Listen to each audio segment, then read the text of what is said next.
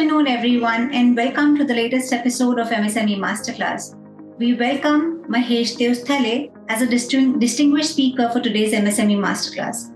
With an illustrious career spanning 29 years in the IT industry, Mahesh is a dynamic thought leader and the founder of Sharva Group, specializing in project and program management, information security management systems, risk management, and quality assurance. His expertise is backed by a wealth of certifications including ISO 27001, Lead Auditor and Implementer, ITIL 4 Foundation, Prince 2 Agile Trainer, and GDPR Data Protection Officer, among many others.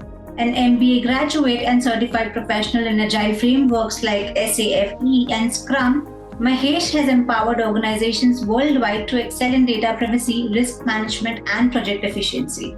Mahesh's in-depth knowledge and practical insights make him a sought-after authority on data privacy compliance, GDPR, DPDPA, agile and safe practices, and software quality management. Today, we are eager to gain from his expertise as he shares valuable strategies and tools to implement ISO 31000 for effective risk management. Please join me in welcoming Mahesh Deosthale warmly. Good afternoon, sir, and welcome to MSME Masterclass. We're pleased to have you today with us. Thank you for inviting me. It's my pleasure. And you have given a detailed introduction about myself, so I think let's begin. Sure, sir. So my first question to you is, what is ISO 31000 and why is it significant for effective risk management? Okay, ISO 31000 is one of the international standards given by the International Organization of Standardization, ISO. Okay, and this particular standard it is about the risk management. Now, this is general risk management, generic risk management rather, I would say. It's not for a specific business or a specific size of a company or specific sector. It's a very generic one. So it gives us a lot of freedom to customize it further and apply to any scale of the business across any industry, This one is again globally recognized, but this is non-certifiable standard. So, for example, if an organization decides to go for, say, ISMS, then 27001 is a certifiable standard. But 31000 is a non-certifiable standard, but its impact is everywhere. It is in 27001, and it is across all the different functions of any industry, for that matter. See, what happens is in any business, be it any domain, any size of the company, there is going to be some inherent risk. There is no business, there is no activity without the risk, correct? Now, ISO 31000 gives us a very standardized framework, some principles to follow, which are generally applicable. And then it helps us with some tools and methodologies by which we can tailor this to suit to our business, our requirements, right? So it supports all the three levels of the risk management. So in any organization, if I see, there will be three levels. One is at the strategic level, one is at a tactical level, third one is at the operational level. So the risks will be there at all these levels across the functions, across the department within the organization. So this single framework brings a complete standardization across all these three levels and across the different functions.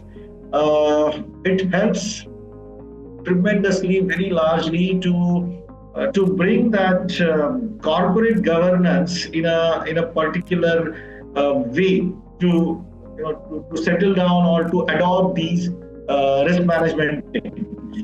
So it's a very popular one, very effective one, one of the standards from ISO for the risk management. Understood. Now, sir, if we had to sort of give out the key principles of ISO 31000 and let our attendees know, what should the organizations focus on in terms of key principles for this particular ISO? Okay, that's a good one. So a little bit of theory here. But ISO 31000 as a standard document, gives us 8 principles. Yeah, I'll just read it out for you. It is integrated, it is structured and comprehensive, it is customized, it is inclusive, it is dynamic, it is best available information, it is human cultural factors, and it is continuous improvement. So let's go into these principles one by one and try to understand what they actually convey, what they actually want us to follow in the real life. So the first one it says is integrated. So whatever the risk management framework you use, whether it's a simple Excel-based one, wherein the experienced employees from the organization are contributing to the risk identification and the risk cycle, or to the level of wherein we have a very matured tools and technologies for the risk management. As the first principle, it says make it integrated. Let it be across all your functions. Let it be available for all the stakeholders, be it your employees or internal stakeholders, or even your partners, suppliers, external stakeholders as well. So make it integrated. Now, to create such an integrated framework, what we need is a very structured approach and a very comprehensive approach. So the second principle of ISO 31000 says, whenever you create a framework, whenever you decide, okay, this is the way I want to follow the risk management for my organization, you make it structured. It should not happen that your HR function is using it in one way, and then your finance department is using a complete ways of following the risk framework. So make it structured and make it comprehensive, which will encompass, which will cover all the different functions, departments within your organization. Now, when we talk about making comprehensive and bringing a structure, the challenge comes up is every business is different, and every business is different at different points of time. So there is no one shoe fits all kind of a situation or solution there. Correct? So what we need to do is we need to allow some customization within this framework. I cannot give the same solution to a manufacturing unit and to a shipbuilding company and to an IT company. So, but then I need to bring that customization part also into it. Okay? Then make it inclusive. Now, risk cannot be taken alone. Risk will always be associated with something. There are many parameters on which my projects or even my businesses will be weighted against. Their performance will be measured. So this risk is in all of those. So if I say time, cost, quality, these are the three major parameters for any business. Risk is everywhere. Risk is about whether I'm meeting my cost budget, whether I'm meeting my timelines, whether I'm meeting my quality expectations. So make it inclusive. ISO 31000 says is make it inclusive. You should not focus on the risk management of one particular aspect of the business. Then the next principle says make it dynamic. So you should be able to scale it up and scale it down. Now, when I'm looking at the risk assessment or risk identification, what happens is, say, for small organizations, let's say for MSME section. Now, there is an edtech company with whom I work with. Correct? It's a very small startup. Now, on one hand, they also have the risk. That's a team of 5 people, but still they have the risk. On the other hand, I work with another SaaS provider who are like around 100 people strength, and their product is 20-25 years old in the market. So that's a quite settled organization, but they also have the risk inherent in their business and all the functions. the principle says, the dynamic principle says, make it scalable, make it a robust one in which we will be able to fit it for this kind of a small edtech and for a large company as well. Right? Make the use of the best information available. Again, risk is something which is uncertain. Now, by definition, risk is uncertainty. Uncertainty in any aspect of our business. So, if something is uncertain, how can I come up with a plan to mitigate if something goes wrong? So the best way is, or the prescribed way by ISO 31000 is, make the use of the best available information. Whatever information you have available with you, you make the best use of it. Now, when the standard talks about this available information, it is not only about the available information within my organization, but it asks me to look outside, to look within my sector, my industry, and then you decide how you want to approach to a particular risk. Okay? Then every business, any company is made up of people. So people is at the core of any project, any business, any portfolio, anywhere globally.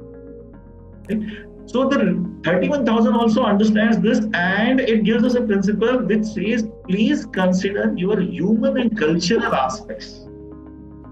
All the factors which differentiate between the businesses. All the human factors, cultural factors which will differentiate, we'll have to consider all those things. Now, for an example, let's say a growing MSME. Now, they may have one office in Mumbai, one in Delhi, and one somewhere in New York. Now, if you look at these three cities, of course, they are the global cities, metro cities, but then still, each of this city and people living in this city, they have very different cultural backgrounds. Correct? So, what ISO 31000 says is, you please take into consideration the cultural aspects also. For example, most of my staff in New York will be away, will be on vacation during the year-end time. Whereas, the kind of a Ganpati festival here in Mumbai becomes a very, is a time when many of my staff members will not be available. So, in these days, how do I plan my activities? Will there be any risk? Is it that I'm going to see that out of 10, 8 people are away, so I'm not able to make the deliveries? Even at this minute level or a detailed level, have to consider what is the risk, where is the risk, and how we can mitigate. Right? And then, of course, the last one it says is continuous improvement, and that is the fundamental of ITIL, your project management methodologies like Prince2, PMP, any standardization you take across the industry, across the globe, it always will be based on the continual improvement. So what I am doing today? Yes, I am doing good. My business is going well. I am happy. But then there is an opportunity. There will always be an opportunity if I look a little closer. Then wherein I can improve. Right? There is a I don't recollect what film it is, but there's a film and Sharva Group is a hero, and then he says, I am perfection, so I cannot be improved. It stays there only in the film. In real life, it is all about the continuous improvement. Okay? So we should all strive as a business, as an individual, for improving. So these are like 8 principles which are given as per the ISO 31000.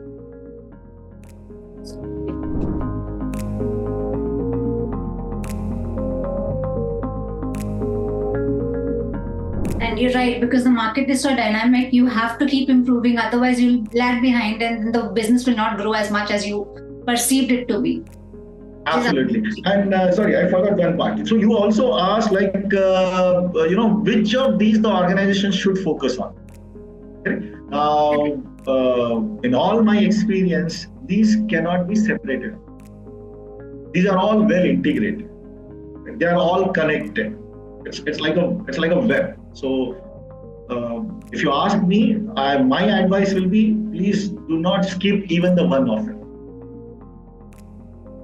So could you also, for the benefit of our attendees, highlight some of the operational risks that are associated in any organization that the MSMEs should be aware of and should focus on?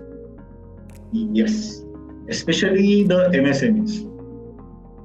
And as I mentioned, there are few of my clients who are MSMEs, and they are from different industries, and they face different risk when it comes to their day-to-day operations.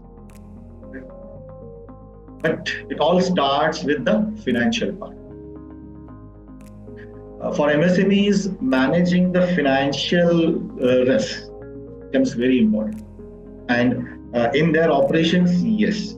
So, many times MSMEs would prefer a very decent kind of an office rather than a very luxury, fancy kind of workspace. I know one such IT company who even they don't have their offices. Many of their employees are working either from home, or whenever they want to meet, they go for the co-working spaces. Now, this makes a lot of sense in terms of controlling their operational costs. Okay? So, with this and many other financial constraints or parameters that they should be watching around, the first one I would say in the operational risk will be the financial. A second highest most risk I would say for MSMEs is about the human resources. Now, what happens is MSME typically would tend to onboard freshers.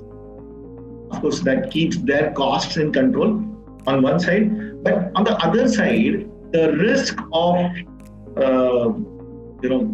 ramping down or people leaving the organization, right, or the attrition, it increases very high. Right? Because of course, the new talent, they will get the exposure in the MSME, they will learn a lot of things, and then for personal or for any other reasons, they would even fly out. Correct. So MSMEs specifically should be aware about this risk. Many times I have seen even MSMEs onboard very highly experienced people. Right? But then if these people, they are somewhere in the retirement mentality, then also it becomes a challenge for the MSME to get the highest productivity or to get the best benefit from their experience and from their knowledge. So human resources is becoming another risk. Now, this human resource risk is also in a way impacts my financial risk because of the changing technological evolution outside. What happens is these skilled people, they will come with a very high cost. So they again go hand in hand. Now, as we are talking about technology, ever evolving technology is another challenge for them. So when they invest for a particular tool, in next 6 months, that tool might have been a complete outdated, obsolete, something new might have replaced it. Right? So how to keep the pace with this ever evolving technology in terms of the finance, in terms of the skilled resources, that becomes a bigger challenge. Then as a business, they will be facing a lot of market competition. Correct? Though every organization says we have the innovation sale and the colleges has got the innovation sale, the real innovations or the disrupting innovations are not something that happen every day in day out. The innovation, what is being commonly, frequently, generally spoken, discussed and referred about is all about making things better. It's like a continuous improvement. But the real innovation which can be disrupting is not that happens on a day-to-day basis. So what happens because of this? Many of the businesses, many of the MSMEs, they fall in a very competitive market. They don't get that advantage. They are not able to leverage that the top position where they are the innovators and they are their solutions, their services are disrupting the market. So in that case, they end up facing a lot of market and competition. Another thing that they face is there is a very little awareness, and I'm talking based on my experience, but there is a very little awareness about protecting our intellectual property. See, when somebody talks about protecting intellectual property, it is generally considered as a patent, filing a patent. And filing a patent is, of course, quite a lengthier, longer process. Even filing a patent for India region as a country also, it takes some time. It has its own requirements, which is quite obvious. So people generally don't register their intellectual property. But then intellectual property, like say if I come up with a very small tool which is based on Excel, but then it is helping me to manage my project in a very scalable way, very faster, it gives me the data that is required. So I can go and I can register that as my copyright at least, which these MSMEs are not aware about. And hence, they don't get the leverage also in the market. See, an organization which says, oh, we have 10 copyrighted solutions or we have 2 patented solutions, and gets a much more advantage than just building up something. Right? And then there are, of course, these pastel factors like your political, social factors, your environmental, the economical factors. They also impact the overall MSME's performance in a great way. So I think MSME should be always aware, and they should keep always one eye open on the risk. It's not that because there is nothing disrupting happening currently in my area of business, I can relax. They should not have that kind of attitude on the line of it. So, Redna sir, because we've discussed some of the operational risks, can you also tell our attendees how can businesses effectively identify risks specific to their operations? Okay. So I'll take one example. Okay, to begin with. So this SaaS company, which is my client, I'm doing the ISMS consulting for them. No, their product is pretty strong. And it is there in the market for the last 23 years. Means, of course, users are using it and it's there. Right? But last year, we had an incident. One of their clients and one of their big clients, they came back with a complaint that once in every week, your system goes down. The performance completely goes down. None of our users are able to use it. Correct? And then we lose so many man hours, and that is equal to so much of cost. All those calculations they happen.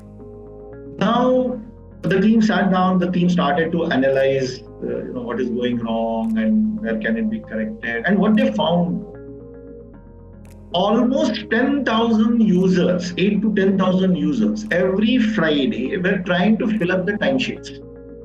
A single module, the same page, the same feature within their product, they were trying to use it. And that was creating an extra load on the system, and the performance was going down. Right? Now, once this was found, it was easy to implement the solutions. And then when they implemented the solution, they thought about it very holistically. They thought about the hardware improvement. They thought about tweaking and optimizing the code, so the software improvements were done. Till the time the solutions were implemented, the workaround was given to them. So everything was resolved in a very formalized way, in a very organized way, in terms of the technology and in terms of the processes. Now, when business faces such kind of risk or such kind of situation, what they should do is they should start with mapping their processes and doing the analysis of it. So where is that you feel there is an issue or you see a probable risk which may occur and which may disturb your normal operations. So start mapping that. Start putting it actually on a process map.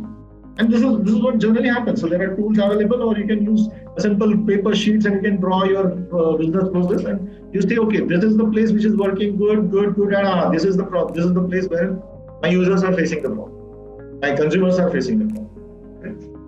So once that area is identified, go and you identify who are the different stakeholders who can help us in the resolution of this.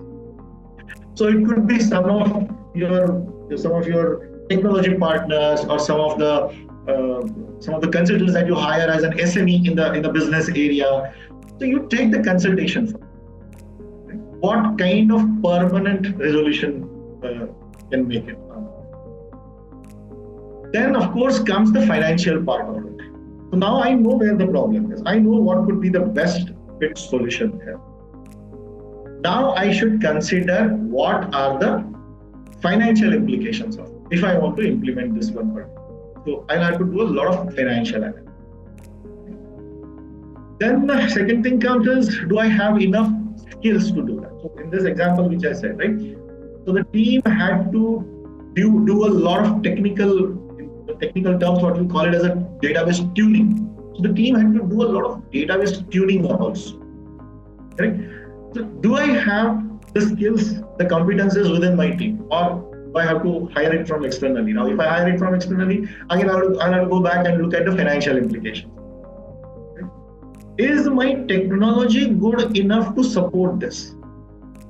Now, when this problem occurred in the real life, at that point of time, it was realized that their solution had no, what do you call it as a load balancer or auto scaling up. Sorry, I'm using some technology terms, but then they are, I'll try to make it simpler, but they are important to be said. Okay. So, there's something called as auto scaling.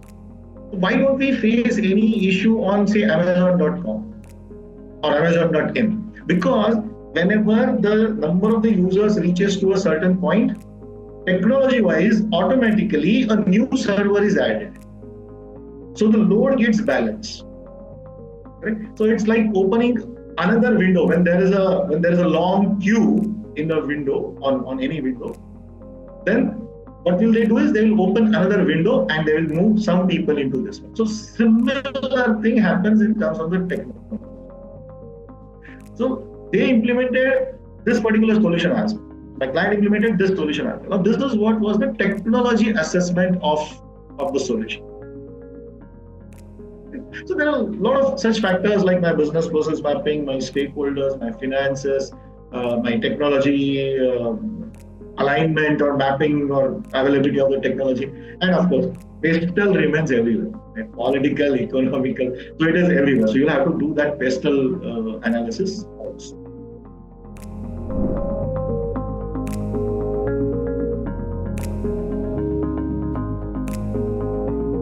Moving on to the next leg of risk assessment is documenting and classifying risk, right?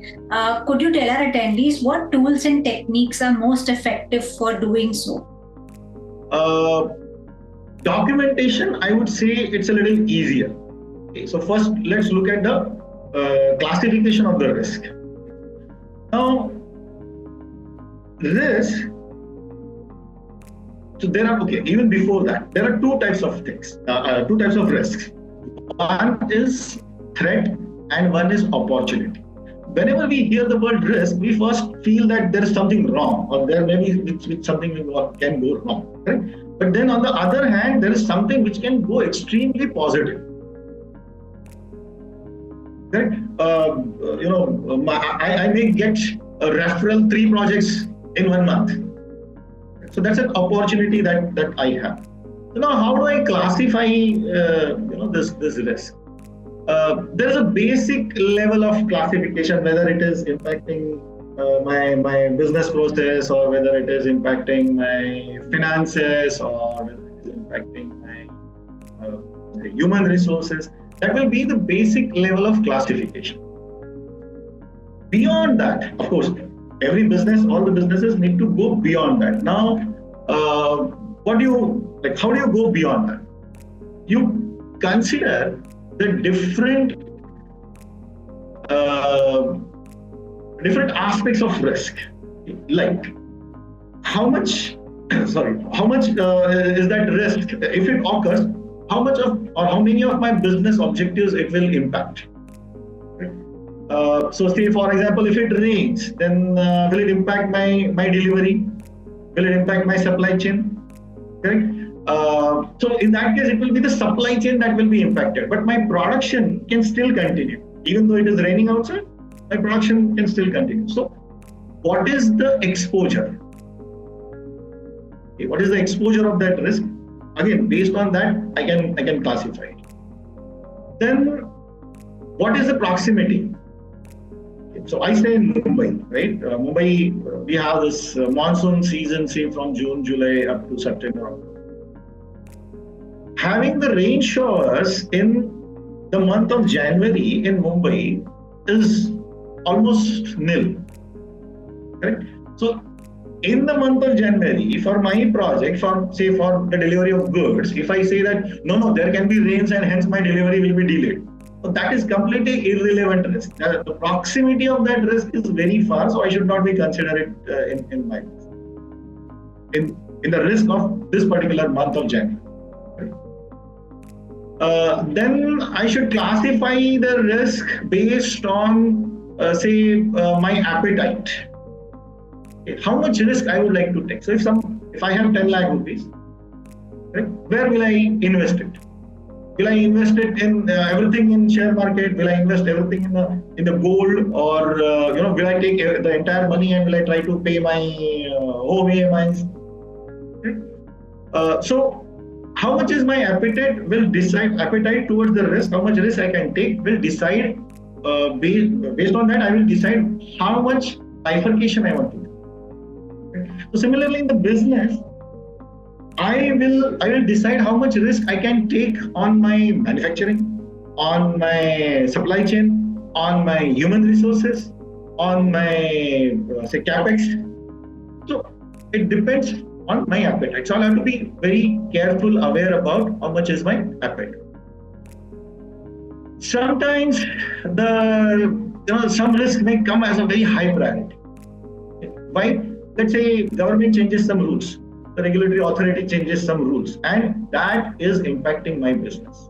So business priority takes the prominence there.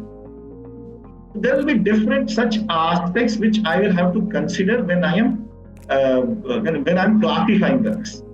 My next question to you is around stakeholder engagement.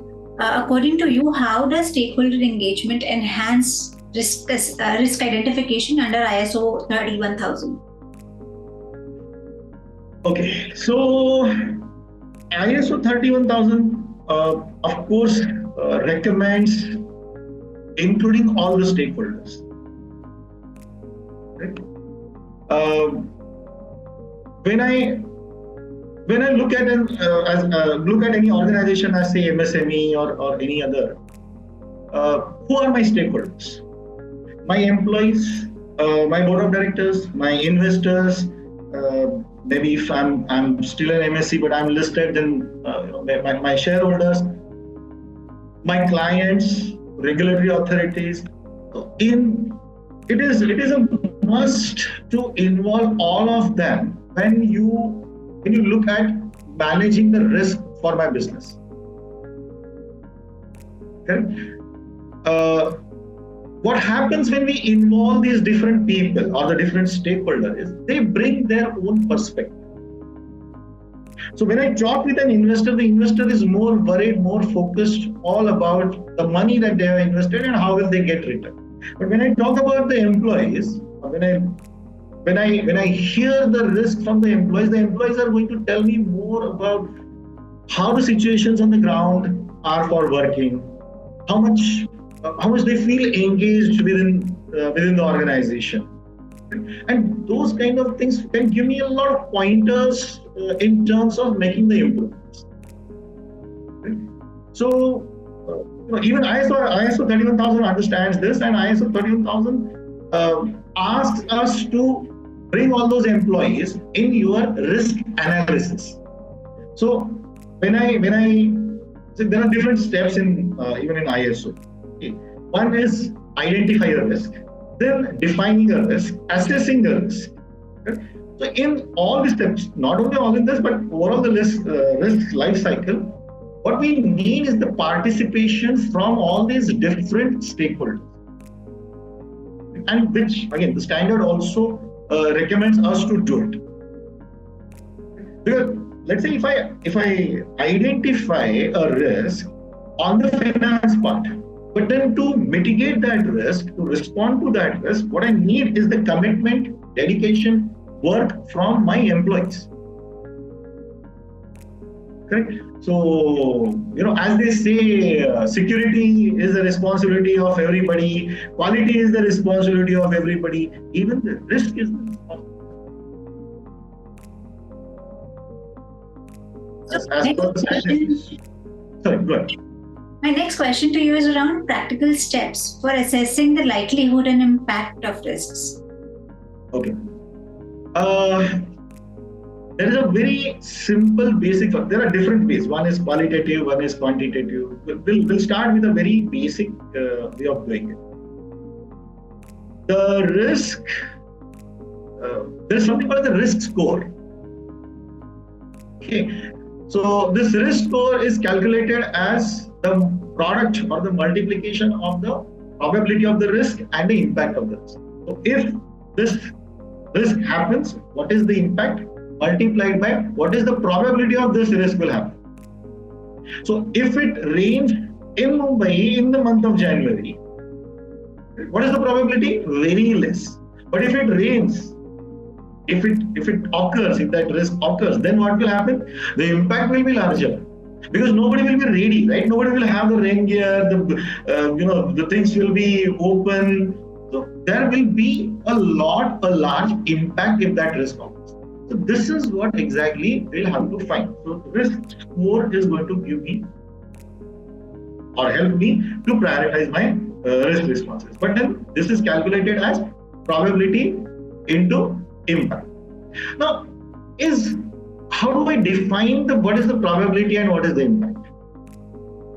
Okay. The other factors, what I mentioned earlier, like the risk exposure, how much of my business is exposed to it? How much is my risk appetite? How much risk I'm ready to take?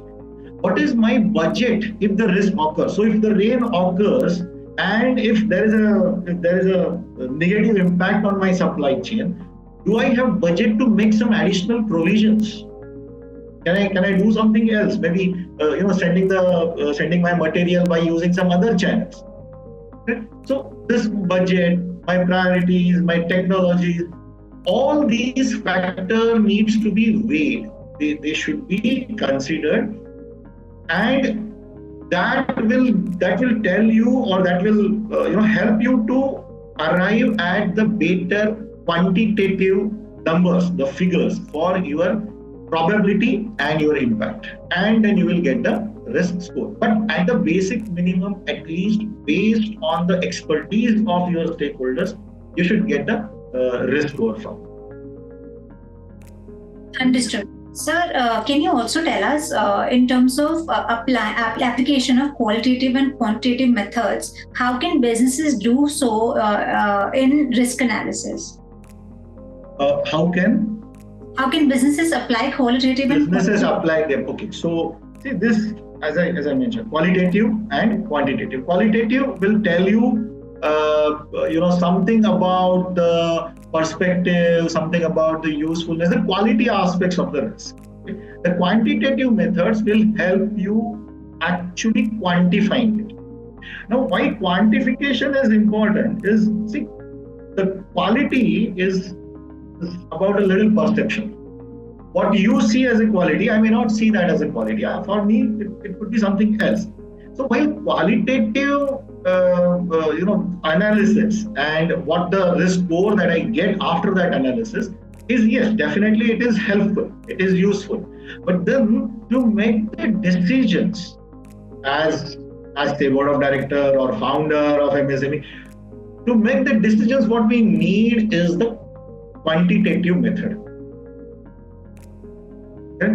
So whereas the qualitative method will give me the flexibility, I will bring in the experts and I will get their advice. It will be very fast. Huh? Anyway, qualitative will be very fast because anyone and everyone will be able to tell you very quickly whether you see a risk in that or no. But when it comes to quantitative methods, no, you first have to gather the data. You have to first see where and how you will get a very authenticate or very real life data. It should not be kind of manufactured data to drive your decision in a particular way. Then you will have to provide the financial justifications based on that data. Okay? Then there is something called as scenario planning, in which the risk management team sits together. They will create a scenario for every different option that could be there. So if I'm saying that yes, my supply chain may get impacted, then how it will get impacted, to what level, to what intensity it will be impacted, whether it will be 100% down or whether it will be 50% down. So this risk management team will create these scenarios. They will apply the data on these scenarios and then they will give you the risk score or the information or the numbers required to make that decision. Now, this all is very prominently I have seen in the financial businesses. Like most of my career, my experience was with the banks and the financial institutions and insurance companies. So, for every insurance policy, when I purchase a policy, they ask all my information. They ask my identification information. They ask my financial information, health information. All that goes as the data. And based on these quantitative methods, the risk will be assessed, and then that risk will tell me what will be the premium I will end up paying.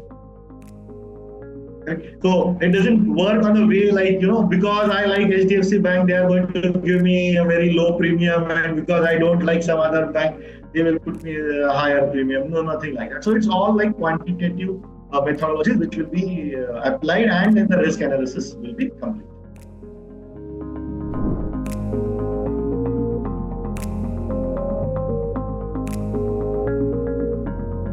Now, so how can MSMEs address the challenges of conducting effective risk assessments? Okay, so MSME wants to conduct the risk assessment. I'll just connect this to last thing what I said. To conduct the risk assessment, first thing you need is the data.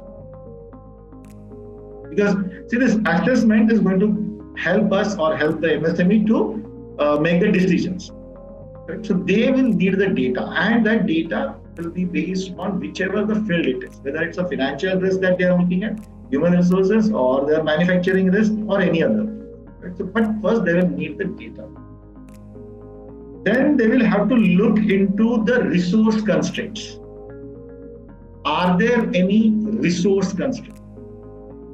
Now, here the word resource doesn't mean only the human resource. It means the resource, like even my machinery, my material, even the risks associated with my partner suppliers. Whether will they be able to provide me the material, with the risk associated with my upward supply chain partner. They will have to consider the factors associated with them. Many times what happens is the data is there, the methodologies are there, everything is fine, but the management doesn't give a mind. Actually, to mitigate a risk, there is going to be some cost. Right? And then the management doesn't give a mind. So this risk management team needs actually to come up with such kind of data analysis which will help the management to make a decision. Right? And the management's participation becomes very important. And then, of course, because the risk is everywhere, the business environment that in which it is operating, it is working, is very dynamic, and that also should be considered when you are doing the risk assessment. Got it. Now, when it comes to strategies, so can you tell us what strategies can businesses use to mitigate operational risks effectively?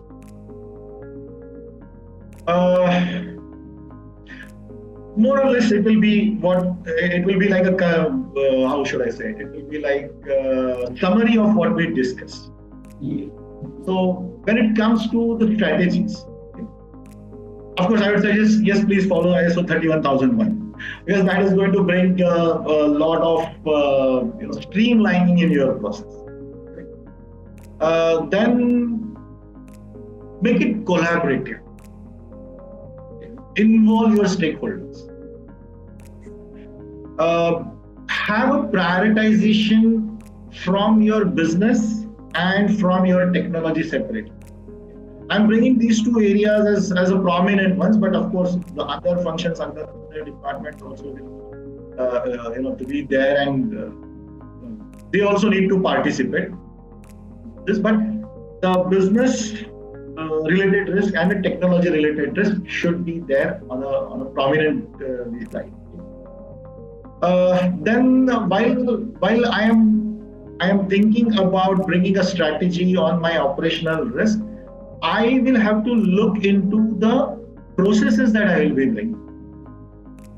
See, it matters a lot whether you are, as an organization, whether you are reviewing your risk every month or whether you are doing it every 6 months. 6 months become a longer period, and then something may already rise up and may go wrong and disturb your business also. So these processes at the ground level, at the operational level, also need to be considered or should be given a good amount of consideration. The very highly likely proposed strategy will be having maybe a small team, but a dedicated team for the risk management.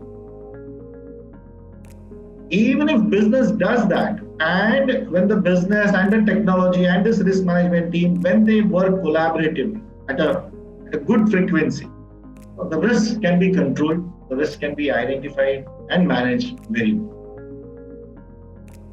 Got it. Now, sir, how can risks be prioritized for treatment in alignment with ISO 31000 guidelines? Okay, sorry. So you are asking how the risks could be prioritized. Okay. What is it important from the business perspective? Every business will have different SLAs or their KPIs, right? SLAs with their consumers, SLAs with their suppliers, partners. But then these SLAs will matter a lot when you want to prioritize. See, because risk should be prioritized in alignment with these SLAs.